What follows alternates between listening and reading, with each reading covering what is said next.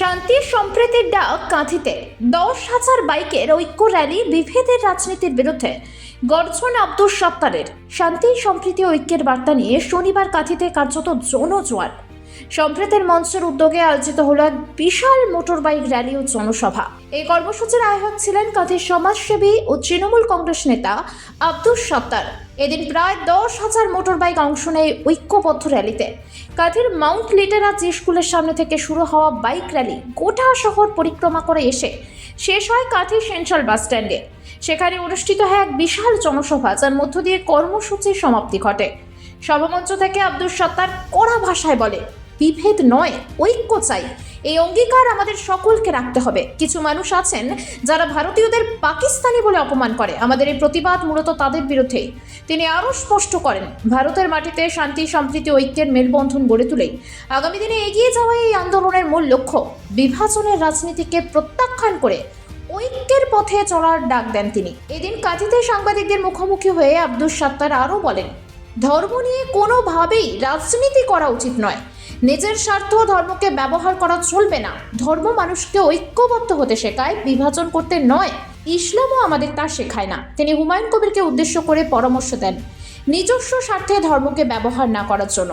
এই বিশাল bike rally ও জনসভাকে ঘিরে কাঁথি শহর জুড়ে ছড়িয়ে পড়ে ঐক্য ও সম্প্রীতির শক্ত বার্তা, যা সাধারণ মানুষের মধ্যেও ব্যাপক সাড়া ফেলেছে।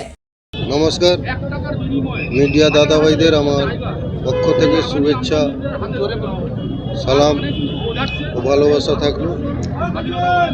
আজকে এই সম্প্রীতি সবার কারণ হচ্ছে আমাদের দেশ থেকে ওপার বাংলায় জাত নিয়ে পরিচয় নিয়ে মানুষের মধ্যে যেরকম সাধারণ মানুষকে জীবন দিতে হচ্ছে, অনেক মায়ের কোল শূন্য হয়ে যাচ্ছে। তার সচেতনতার কারণে আমাদের এই সম্প্রীতি সভা, মানুষ সবাই আমরা সচেতন মানুষ, তাও যেভাবে যে ধরনের হচ্ছে আরও আমাদের সচেতন হতে হবে। ধর্মকে নিয়ে যেভাবে রাজনীতি হচ্ছে তার থেকে আমাদের সচেতন থাকতে হবে। সে জায়গায় হুমায়ুন কবিরকে দেখা গেল যে ফের বাবরি মসজিদের নাম নিয়ে এক ছাতা তোলায় আনতে চাইছে সংখ্যালঘু সম্প্রদায়কে, অর্থাৎ মুসলিম গোষ্ঠীকে। সেক্ষেত্রে কি বলবেন? আমি এইটাই বলবো তোমাদের, উনি বলছেন আমি মুসলমান, আমি মৌলানা নয়, মুফতি নয়, হাফেজ নয়, আমি একজন মুসলমান। আমি যেটুকু ইসলাম থেকে শিক্ষা অর্জন করেছি, ইসলামের প্রথম ফরজ হচ্ছে নামাজ। উনি আগে ফরজ কাজ করবেন না মসজিদ করবেন? আগেই হচ্ছে ফরজ, উনি ফরজ আদায় করলেন না, মসজিদ করছেন। উনি 1000টা মসজিদ করুন, আমার কোনো আপত্তি নেই। ইসলাম বলেছে যে জায়গায় বিতর্ক থাকবে ওই জায়গায় আল্লাহর ঘর কোনোদিন হবে না।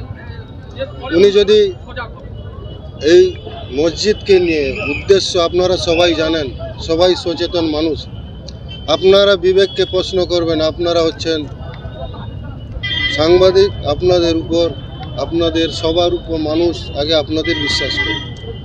তো আপনাদের দায়িত্ব, আমি বলবো যে কোনো যেই নেতা হোক, যেই সংগঠন হোক, যখনই ওনারা ভুল বার্তা দিয়ে মানুষের কাছে নিজের জন্য, নিজের চেয়ারের জন্য মানুষকে ভুল বুঝিয়ে ধর্মের নামে লড়াই লাগিয়ে দেবেন, এ সচেতনতা করার দায়িত্ব আপনাদেরও। উনি মসজিদ যদি নিজের উদ্দেশ্য করছে, নিজের ফায়দার জন্য, নিজের চেয়ারের জন্য, আমি মনে করি, আশা করি আমার কথাকে আমাদের যারা গুরুজন আছে, আমাদের ইসলাম ধর্ম যারা গুরুজন, যারা মুফতি, যারা মৌলানা, তারা নিশ্চয়ই সমর্থন করবেন। মসজিদ কোনো নিজের উদ্দেশ্য, নিজের ফায়দা জন্য করা ঠিক না, ওটা আল্লাহর ঘর। Bureau report, Midnapore live.